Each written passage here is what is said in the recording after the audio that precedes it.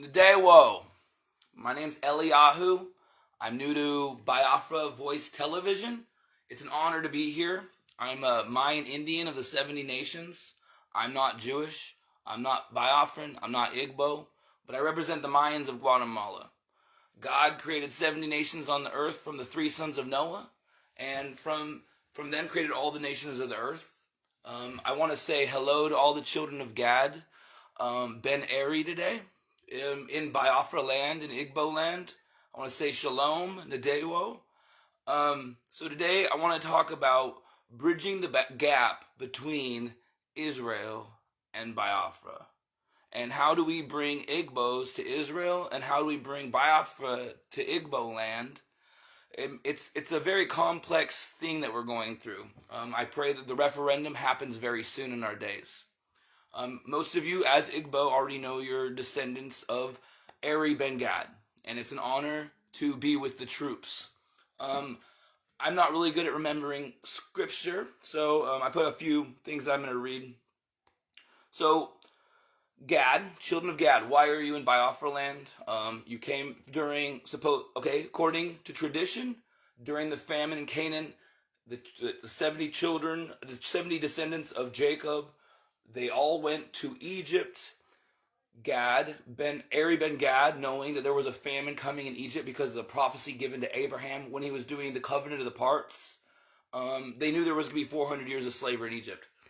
Eri, knowing this, leaves the land of Egypt, Mitzrayim, the land of Goshen, which was given to them, and they go down to the land, from some people say, down to Saqqara and meet with Nubianites, and then they go down to the land of Biafra.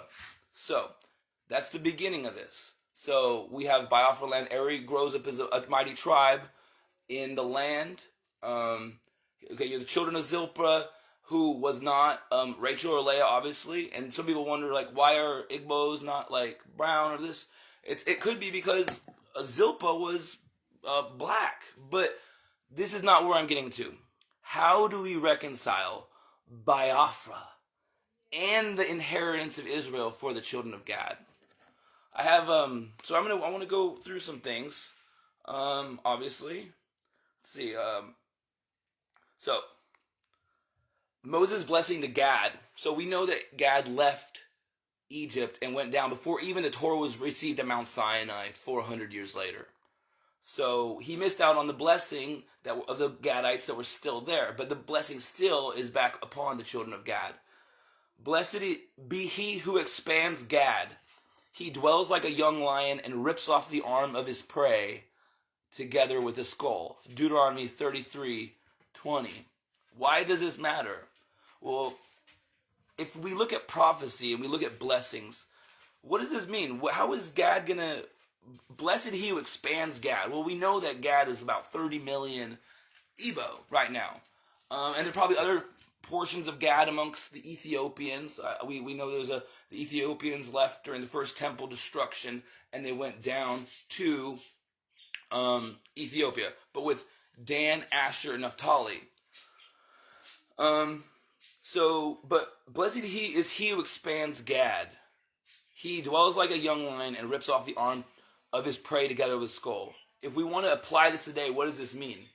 I want to propose to you that we're going to expand the land of Gad, Biafra, and the inheritance of Gad in the land of Eretz Israel, the land given to Abraham, Isaac, and Jacob. Some people, some Igbo, do not want to go back to the land of Israel. And this is why this is going to be so important for the children of Gad, the Igbo, the Hebrews.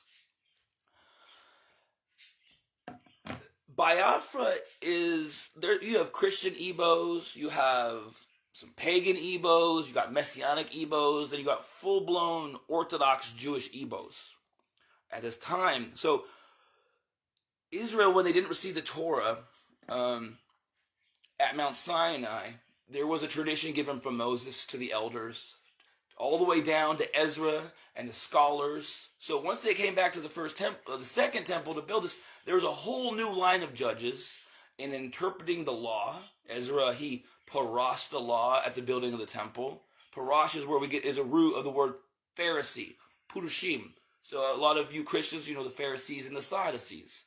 Well, the Ezra was literally like the leader of the Pharisees. The reason why we have Jews today is because the laws, the halakha, the way you walk out the Torah, because we know we love the Torah, right? But there's many ways to keep the Torah. Many of you probably have seen Christians trying to keep the Torah. You've seen Hebrew Israelites. You've seen Messianics, Karaites. There's a lot of different forms of people that are claiming to keep the Torah. But there's only one way to keep the Torah. And the Jews have preserved this for 4,000 years since Moses. What I'm proposing is that we fight for the Biafra referendum as a safe haven to expand Gad, the borders in the land of Gad, while we also petition the chief rabbinate of Israel to bring rabbis to Biafra land to set up shop in the synagogues in Biafra land, to then begin training Igbos to go through Giyyur. Giyyur is the word conversion. But many think, oh, I don't need to convert. Why do I need to convert if I'm already an Israelite? Well, the word conversion isn't really a good word. It's literally becoming a stranger of, or partaking and dwelling amongst, to ger amongst the children of Israel. So Igbo broke off in Egypt, and now I'm calling Igbo, those who want to. If you're Christian and you don't want to go to Israel, that's fine. If you want to stay in Biafra, that's fine. Even those who do go through conversion and bring the rabbis to Biafra land, still stay there. It's a law in the Mishnah Torah written by Rambam, a 11th century rabbi, one of the greatest rabbis. He says that even anybody that's been part away, like cut off from the children of Israel. I'm actually going to quote this. If any of you know what a Karaite is, they do not believe in the oral interpretation of law, oral Torah, the Talmud. The Talmud goes all the way back to Ezra. And this is why I'm calling my brothers and my sisters of Igbo land to start studying Talmud under rabbinical direction from Israel. And those who want to join the children of Israel in the land of Israel, I'm pleading and I'm praying for you, and I'm asking that you pray to the Hashem, the God of Abraham, Isaac, and Jacob, to bring you back home. But Biafra is also your home if you have business in home. Jews, according to Halakha, are allowed to only leave the land of Israel for business. So I propose Igbos who want to become full Jews through Halakha and conversion to start settling the land of God in the land of Israel once the chief rabbinate allows this to happen. Mass conversions. So people say, well, how's this going to happen? Like, how are we ever going to get rabbis down here? Well, we had the Ethiopians, the Ethiopian Jews, the Cochin Jews. See, who else do we have? Those are two good examples. Thousands and thousands of people moving the land of Israel after they were allowed to move there. I believe the same plan can be worked for the children of Gad in Igbo land, the Igbos. I'm not saying leave Christianity if you don't want to. I'm not saying leave your messianic beliefs in Yeshua, Jesus, if you don't want to. But if you truly want to become a full Jew, we're going to bring the rabbis down to Israel. We're going to petition them. We're going to have to organize, and whatever we're going to do, rise up. And those who want to become full Jews and move to land Israel, I am with you. Those who want to stay in Biafra land, I am with you all the way through until the very end, until the referendum happens, until there is a sovereign Biafra. I will not leave you. You're my brothers. So I'm not really getting into much information now. So another thing that the prophets say, what was Jacob in Genesis 49:19? So before even Gad left Egypt, troops will sally forth from Gad, and they will come back on their own heels.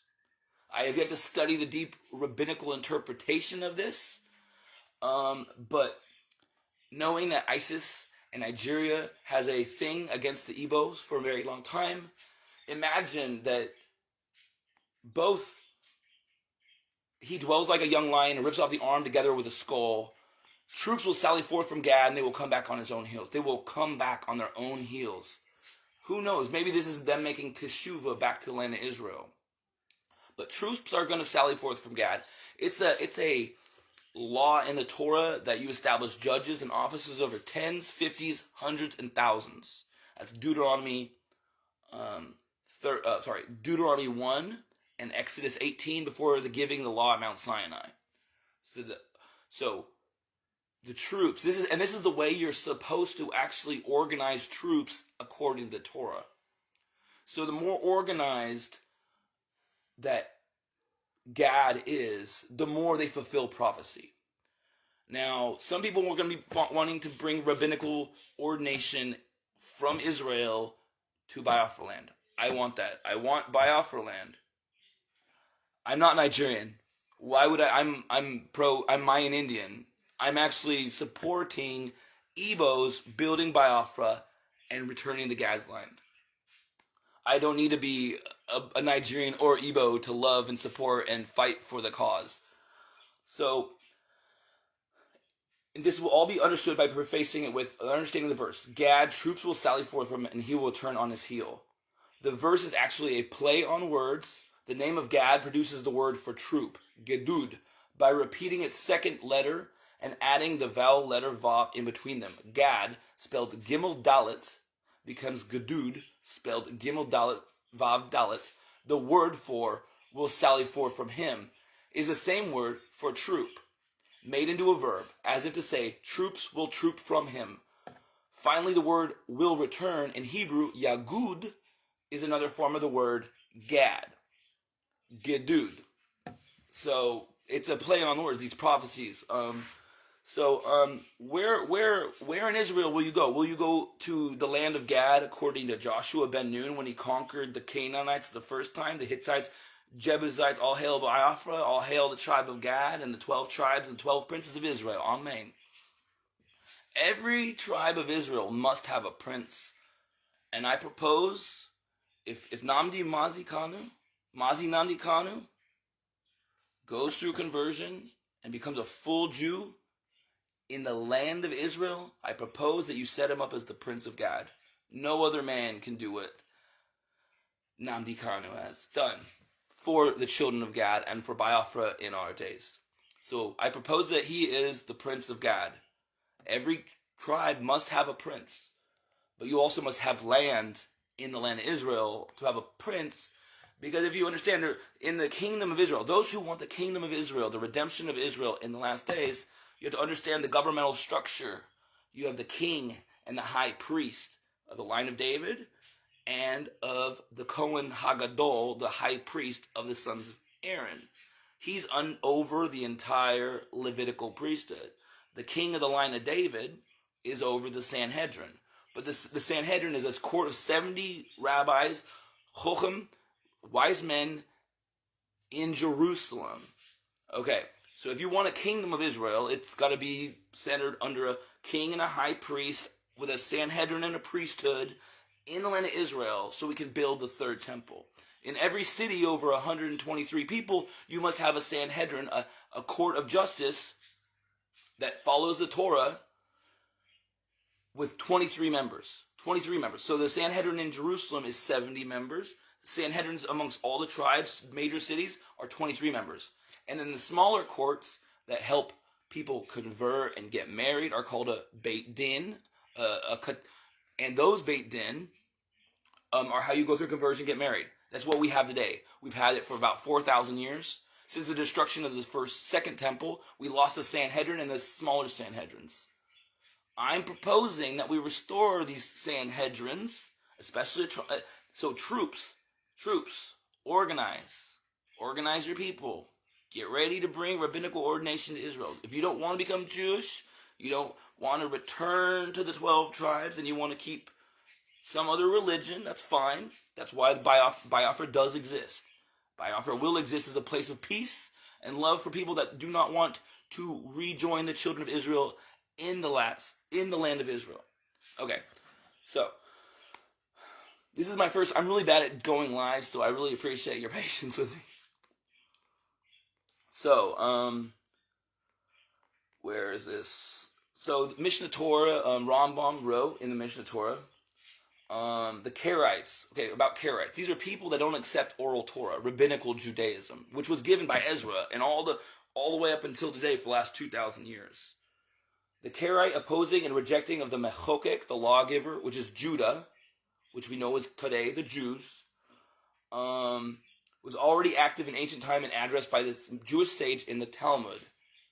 It is to be found in Rambam, Maimonides, Mishnah Torah, Sefer Shoftim, Laws of Rebels, Chapter 3, Paragraph 3.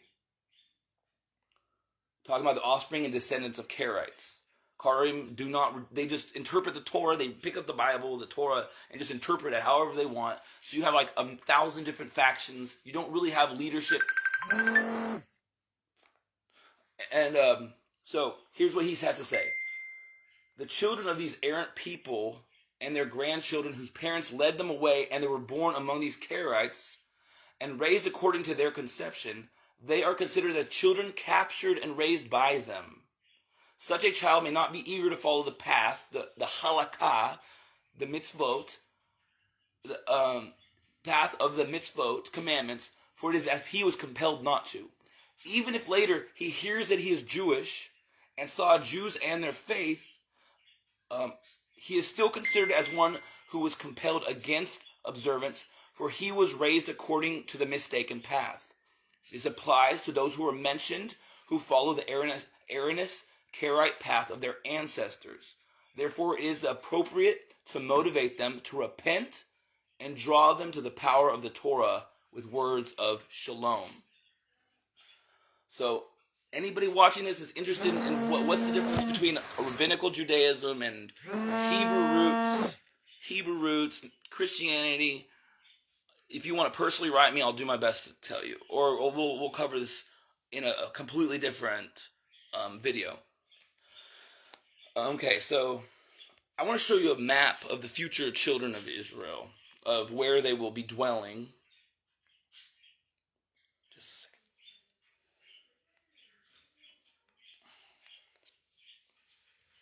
second.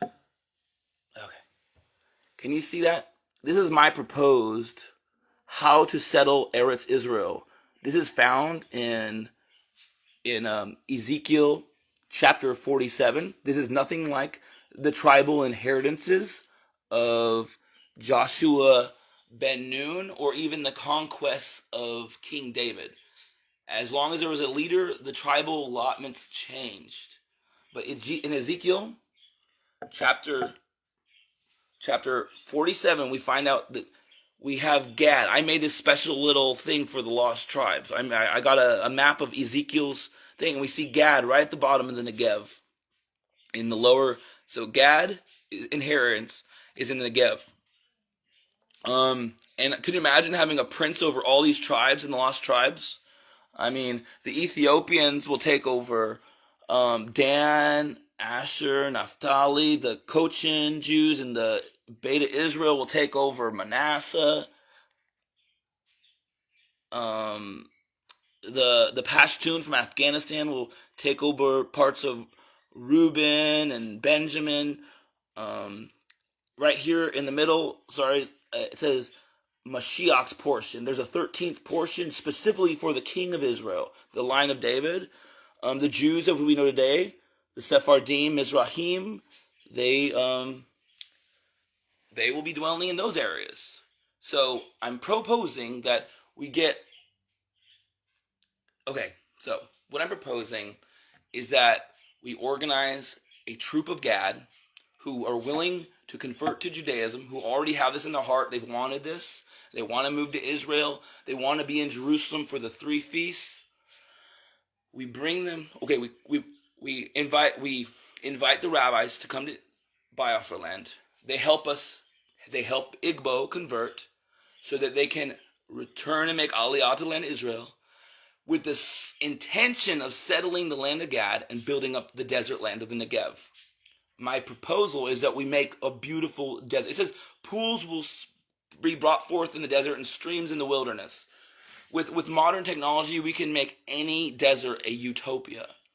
And with the ingenuity of the Igbos and the engineering strength and business professionalism of the Igbo people, we can do this. We can literally do this if the state of Israel and the chief rabbin in Israel will just hear our cries. So, I do not know how this is going to go, but I'm asking you all who desire to become full Jews of the tribe of Gad, because even today Jews are just Judah. They're not Gad, Naphtali, Asher. There's only the Kohanim, the priests, the Kohens, and then there's the Levites, Levi, Levin, and then there's Jews, like Jews in general. Like, so you have the Sephardi, Mizrahi, Yemeni, Haredi. I mean, you have all these different groups of Jews. We got to bring them back. We got to invite to become one family again. Now the referendum, okay, troops, what does this have to do too? Well, now that ISIS is in Nigeria, it's good to just be protected. If we can get organized to protect ourselves against ISIS, that would be very good. And we would literally be coming and forming a troop. But IPOB, Indigenous People of Biafra, is also a troop. I'm asking y'all to get more organized, more biblically organized for this process, to stand with the Assyrian people. How do we make Biafra really a thing? Stand with other marginalized groups of people like the Kurds, the Assyrians. So if the Igbos stand with the Kurds and the Assyrians and the Kurds stand with the Igbo, and the Igbo and the Assyrians stand with the Kurds, you're a stronger force for unity. I mean, I want to see a land in a future world where we beat our swords into plowshares and our spears into pruning hooks, and nation will learn war no more. But right now, we do have to protect ourselves. We do have to be smart. And Gad's prophecy is to be a troop. He's a troop. So, I don't want to bore you anymore. I'm so honored to be part of Biafra Voice Television.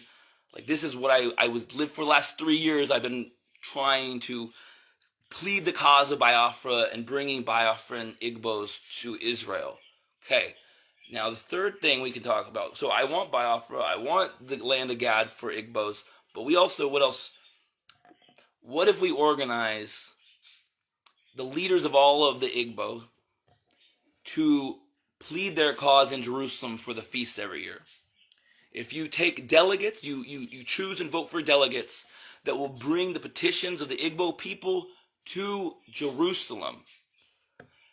This is already done. Like, one man back in the day, King Io or whatever, he tried to unite all the kings of Africa to Jerusalem. The idea is similar. It's similar.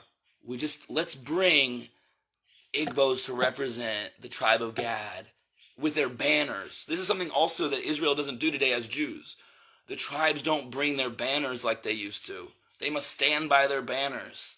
And every tribe must have a prince. And every tribe, tens, fifties, hundreds, and thousands, organize. So, could you imagine? We're coming on the days when the third temple's being built. The tribe of Gad and the lost tribes can return back to Holy Land. Biafra can be built. It seems like Nigeria doesn't want Biafra because the oil reserves. But we do want a sovereign Biafra. So, I'm going to end it there today. Thanks for being patient with me. It's been a real blessing to be part of this.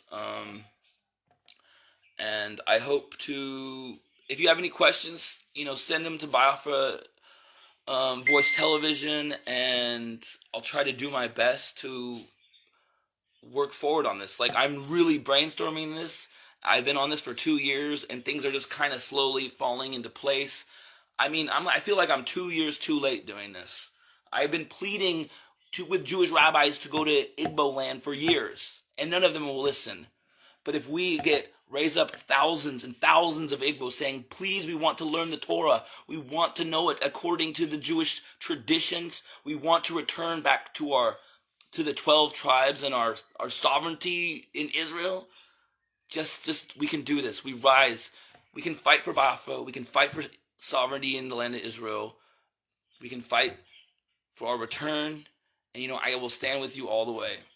So, I'm going to leave it there. You all be blessed. And I hope to talk to you soon. Shalom, bye.